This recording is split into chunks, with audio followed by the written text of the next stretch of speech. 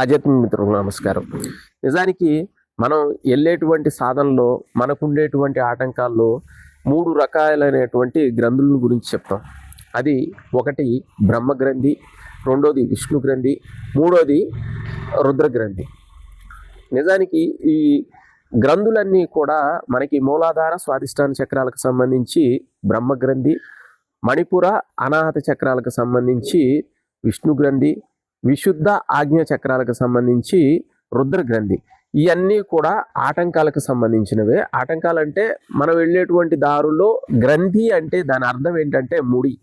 ఈ ముడి ఏంటి అంటే మాయకి సంబంధించినటువంటి ముడి.